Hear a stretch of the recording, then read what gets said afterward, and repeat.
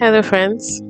Honestly, what life is teaching me right now is a lot of calm, practicing calmness, and practicing peace and calm after grieving, grieving expectations, which makes me to even want to talk about expectations more.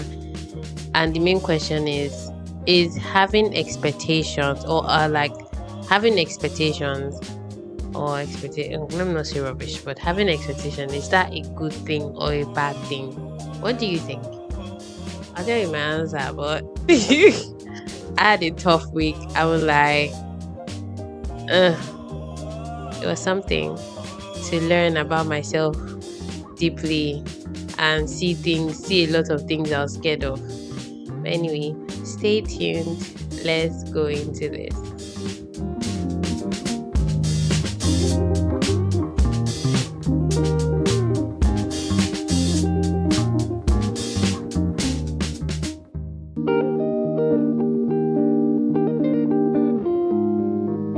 So yeah, the first question is, what's life teaching you? And let me just put that as a question there. What's life teaching me right now? Life is teaching me how to breathe deeper, how to let go of control or trying to hold on to anything or even me. Life is teaching me how to breathe and be patient with my journey because because what I normally do is I won't even say every month because the way I draw the calendar it goes into the next month. But like for maybe a month or 4 weeks, 4 to 5 weeks, I have this calendar where I have words on them. And mostly these words, I kind of like listen to myself when I put down these words. Yeah. It's like my intuition speaking. And yes, I trust myself a lot. And I trust that Cindy always comes up like the best things for me. I use those words on my calendar as like reminders for today now. Today is love and action. And for some like I'm feeling a lot of love in my life, yeah. And I'm taking action towards everything I want to do basically. So it's like keeping you grounded, keeping me rather grounded, keeping me um aware of the things I want to do. Sometimes I might be struggling like last week. It was so crazy that there was a day that was breathe, baby, breathe. Those are the words on that day. And I needed to breathe because I kept spiraling in my head, ruminating on thoughts. And once that starts happening, it's like my subconscious reminds me, breathe, basically. Because I've talked about breathing before, how most of the times we have we've not really been conscious about our breath, even if they're like it's a very important thing in life. We didn't like even for me. I just learned about this like last year, how much our breathing affects almost everything, and especially when we're experiencing certain emotions here, we stop breathing. Like we don't notice, but we do stop breathing. When we are angry, we are not breathing properly. So this even reminds me of anytime I talk about breathing, I remember George because when we were training, he has this cue. Cues are like good for when you're training people. It gives you ways to guide them. So he just says breathe, basically breathe. So the act of breathing is like the act of letting go, the act of staying grounded. So like I'm saying, sometimes when we are feeling certain things, we forget to breathe. And that day I needed to breathe. The next day was express. No, the next day was create. The next day was express. And that's how much I trust myself because I feel like I know I am creating the life that I want, and I trust Cindy a lot. I trust my intentions, the kind of life I want to create, and it's guiding me to the person I need to become for that life. I can tell you how much I have transformed in months, but I want to share this journey in a way that if you're struggling through the same things, I hope that maybe something I say gives you a different perspective or a way to look at things. So last week I struggled. I did. I had moments where I spiraled. I was feeling different things. I felt anger, sadness, I felt disappointment too, all at the same time. And this all leads to expectations basically. And last week I had to I was faced with like a moment where I needed to grieve my expectations. And definitely I cried. I cried because I was grieving. What the fuck? It was tough. It was tough because okay, if we look at what expectations are like you are hoping for something to happen, or and that is the broad way of putting it. But in my own experience, or in that instance, it wasn't that way. It was more like, and I know I've been feeling this since, I won't lie, I think since the beginning of the year. And it mostly started as work related stuff. But one thing I find out is that when something is happening in that area, like in one area, it kind of like I can find instances in other areas of my life. It could be friendship, relationship. If I'm having expectations at work, I also need to be aware to check my expectations in those other areas. That's what I mean. And sometimes I was having expectations when it came to work. I was expecting people to behave a certain way, and that is when I feel that's when you step into ego. Basically, that's when you're not being compassionate. That's when you're not allowing people be. You're expecting them to be something that they are not. So sorry, I still have bad cold. So with work, I was having a lot of expectations. I was. And I know me, that's how we create our own unhappiness, because people are not going to do things because we expect them to. This is why boundaries are important. This is why you create boundaries to protect yourself, or to actually allow you to live in integrity, whereby you're not, what's it called? You're not self betraying. You're not um how do I put it? You're not betraying yourself. You're not carrying resentment rather for people. And that's important in what we want to do. Or the life we want to create rather.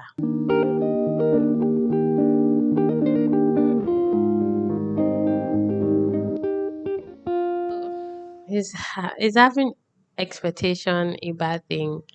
I will say it's neither good or bad. Can we humans like do without it? I don't think so. I don't think you can completely like read it. I think you can practice your way in managing your expectations. You can practice checking yourself each time just to know, is this really reality? Because our expectations are not reality. It's like hope, wishful thinking. We hope that something goes a particular way, or people act a certain way, or things flow a certain way, which is not really what life is. It's just hopeful thinking, which is why people talk about why we need to practice hopelessness. Yeah. And hopelessness is living in the now. Yes. It's not wishing for a different reality or a different like just living in the present moment. That's what hopelessness is. But like last week really gave me the chaotic experience made me review a lot of things, and actually showed me that yeah, expecting, maybe especially with work, you're expecting certain things to go, but to be honest, there are different ways to look at something, and it's happening worse in our head. That is the truth. That's one anchor I have. Anytime I find myself overthinking something, I remind myself that it's happening worse in my head, because our thoughts are not really facts, they are not truth. They are combined with experience and our very fantastic imagination. We love to imagine things. We're very good at it. And most of the times we find ourselves imagining the worst possible things. And I was just like, having expectations kind of like makes you suffer. Self inflicted suffering, and that's what I was experiencing. And this is not like this is not like you being depressed or doesn't affect it might not mean you're generally all sad, or maybe there are certain things, I mean, to the level that I have gotten, I can experience different emotions and let it go. And I think one thing I'm grateful for is that the time that I get to process all these feelings. I'm a very impatient person. Okay, not I am. Okay. I used to be an impatient person. Now I try my best to practice patience, to breathe a little deeper when I feel anxious or I feel like fuck, like overwhelmed, like what the hell is happening. I try to breathe, to allow things its time to unfold. Because like we don't actually know everything. Even like we have expectations for different things, especially with friendship. Friendship. I had this experience whereby somebody was sharing her experience with a friend, and I understand that we are all walking our path and our journey. That's why I think I did a video and I'm like, see, I feel like people get angrier when you tell them to show grace. And they think grace is the same thing as you making excuses for bad people. For sorry, I don't mean bad people, for bad behavior rather. Or making excuses for people behaving badly. But no, and for me, like in the video, I'm going to post it on my page so that people can watch it. But I recommended the podcast that kind of like goes in depth and explains grace, explains trust, different things. But yeah, let's get back to what we're talking about. Expectations, expectations. So I agreed with my expectations last week. It was tough, but I am grateful for who is sitting here speaking in this podcast right now because I learned a lot about myself. It wasn't just the expectations that came up, a lot of fears came up. My fears that I didn't even know that, okay, these were actual fears. They came up, they came to challenge me. They're like, you know what you be pretending. Okay, not pretending, but we know what has been underneath you resisting maybe relationships, resisting want to connect, no wanting to connect with people. And like I wish I one of the one. Okay, I realized that one of the fears was that I realized that I I'm scared of being hit on. Should I is that correct? I'm scared of people hitting on me, which is funny. I'm scared of I'm scared of people hitting on me. I'm scared of, especially when they are married. I'm scared of being in a position where that situation is happening. It came up, and I had to remind myself that, you know what, you're not in the same place, you're not the same person. You can say no. It's okay for someone to hit on you because, of course, you're very fucking beautiful. Thank you. But I am not helpless. I can say no. I can walk away. So I had to remind myself of all that. I had so many fears come up, even being vulnerable. Being vulnerable is hard. See, it is hard. I'm saying it. That's still the hardest thing I am experiencing.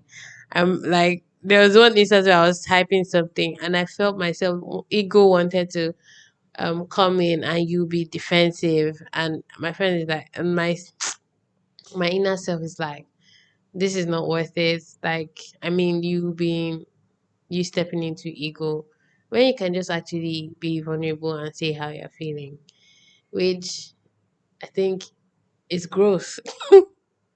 Ladies and gentlemen, I have grown. It's growth. I'm saying it's tough. It's tough. I had it.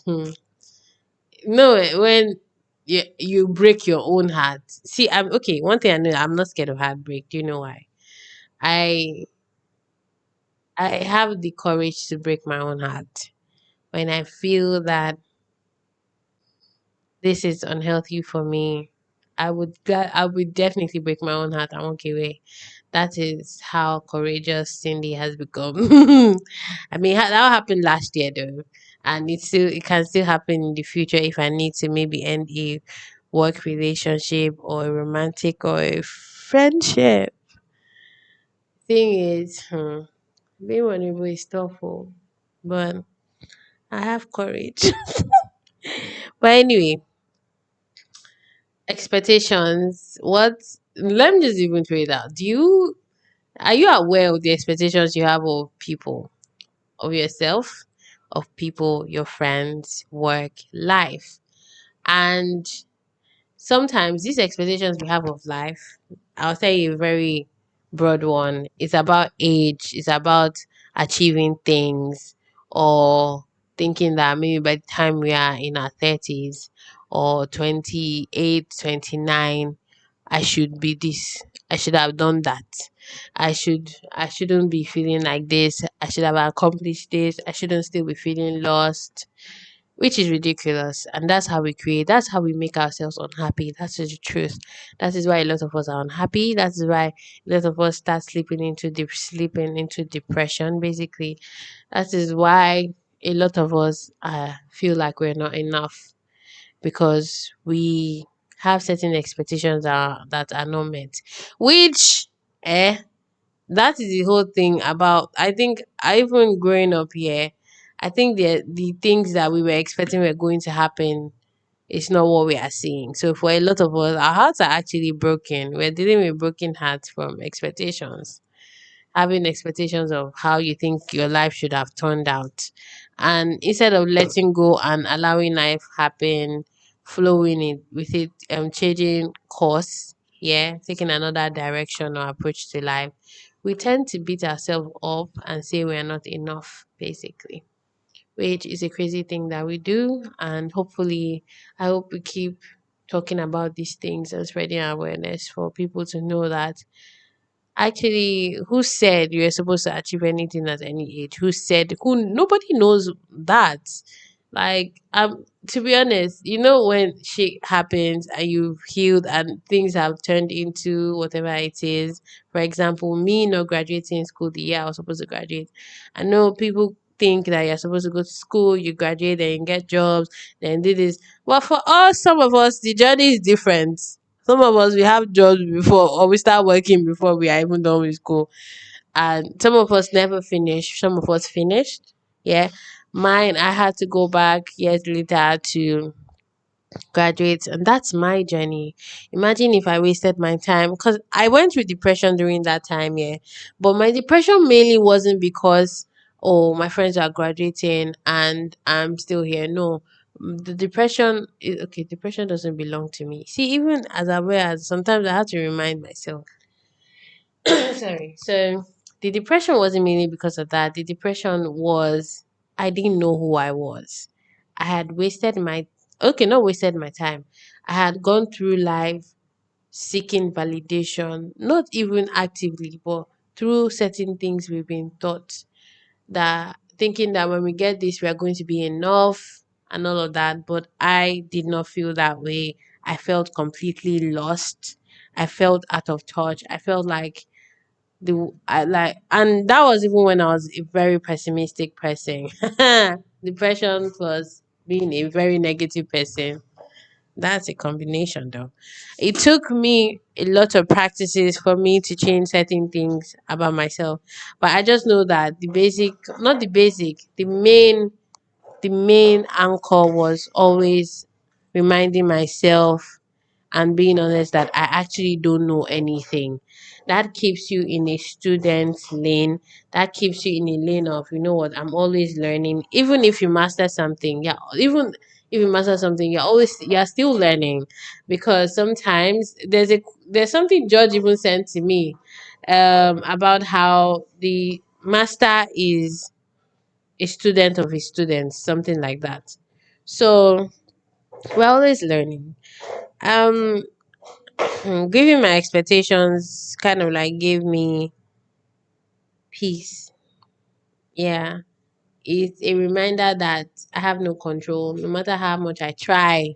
Because that's what we try to do. We want to control things so that we can get the outcome that we want without actually allowing it authentically happen. We want to control this, we want to do this, we want to avoid this. And yeah, I think a major thing that this last week taught me is how we need to learn how to fight. Yeah, we need to learn how to have conflict, how to have chaos. I think even Mark Mason talks about this in one of his books. I think it's Everything is Fucked. Yeah, that book. We need to learn how to fight. I think even Jay Shetty mentioned it on his podcast where he said something like, apart from love languages, there's also fight, like fighting styles, basically, understanding different people's fighting style. I am more, I think I'm a mix. I think maybe because I get anxious, I feel anxiety early, that might shut me up, that might just make me want to disappear like all the surface of the earth. But at the same time, subconsciously, some of us have taken the belief that if we are not fighting with you, if we're not exchanging words, it means we don't value the relationship. See the grayness of everything. Is it complexity? Let me not speak to nonsense English, but how complicated things are, how complex things are. It's not just black and white. We can be multiple things. Like we can feel multiple things at the same time. And for me, I think how we can best create an authentic bond or friendship is to learn how to fight, but also we learn a lot of grace and compassion.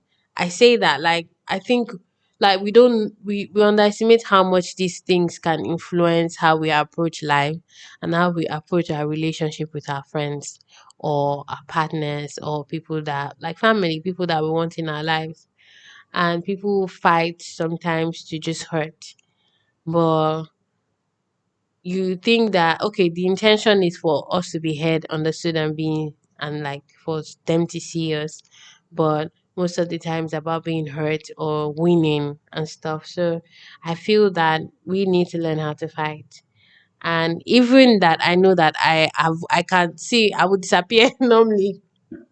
I don't like conflict. See, I can talk to people, I can play, but I didn't used to like conflict. I didn't we and there's something me and George like we had a discussion about because I'm like, why is it that when I go through like a fight with somebody, I'm thinking of the end, like subconsciously, I'm thinking of end. While that person is trying to resolve it and settle with you, one is busy thinking of end, which is not actually the reality. So and then when we were processing it, we got to the conclusion that it is survival mode. We're trying to protect, it is protection and survival, which is true. Like thinking about it, that's how I felt. And it is like me trying to protect myself from being hurt. And I think yeah, and then that is that even when we do that, yeah, it's not it's the avoiding like we're avoiding the worst case. Like let's just get to the end quickly, do you get? Because you see that center where you're supposed to have that conversation, it is very uncomfortable. So that's one fear that sorry, that's something that came up in all this process that I realized that I need to heal. I need to check like why um I'm always moving towards the like what triggers that exactly. And I'm sure it's like it comes from a lot of childhood trauma whereby when you fight with people kind of like ends the relationship. And sometimes that's true.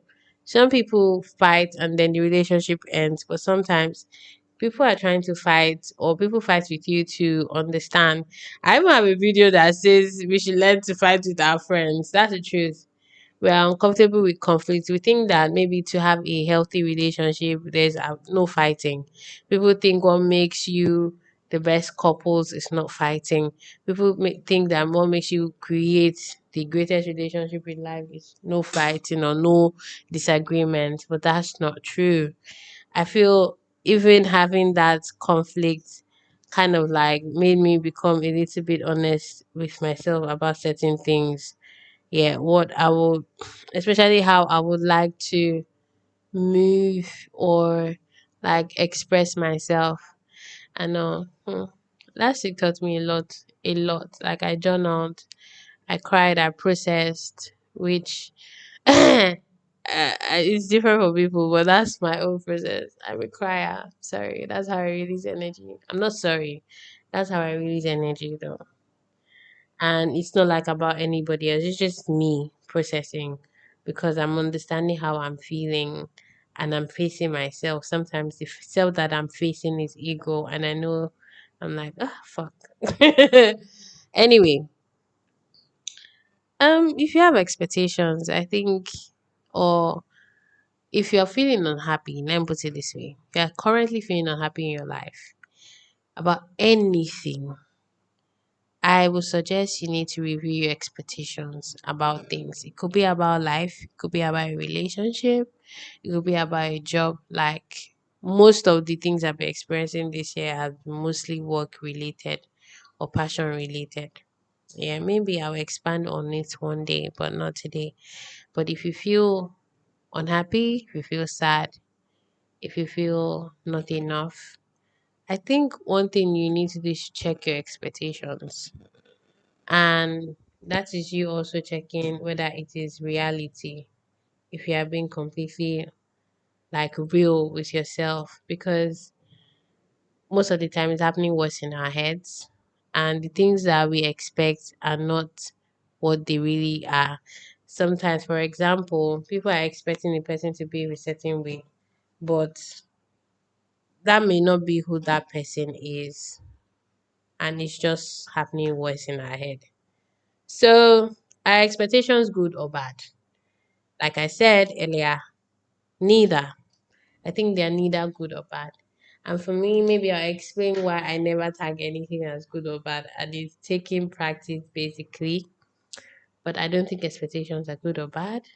I just think that we should learn to be cautious about the things we're expecting from life, from people, from relationships, from money, even from ourselves. And that's where grace and compassion comes in. I think Brené Brown calls it practicing living big.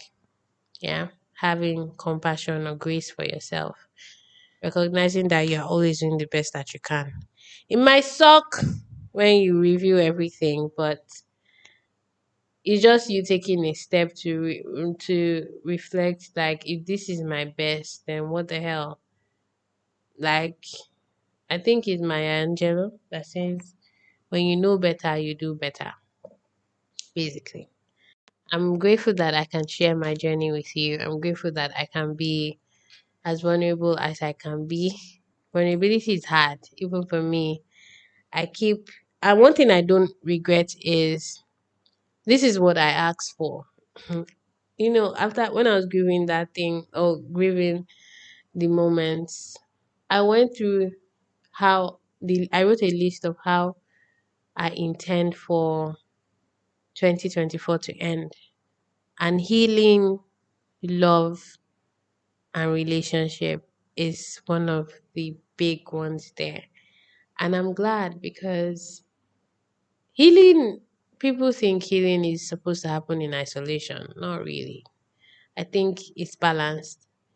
Sometimes connecting is necessary, liking somebody is necessary for you to heal because when you're dealing with people, they are going to mirror things that you like that will trigger you, and those things will come up. I know people hate being triggered, but for me, when I'm triggered, I ask myself questions.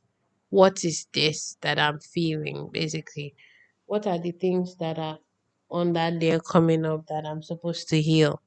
So that's how I receive that's how I receive being triggered.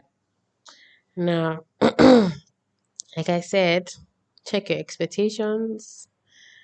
I hope that, like I had, I'm just saying, because I don't even think I can find the words to express how I felt.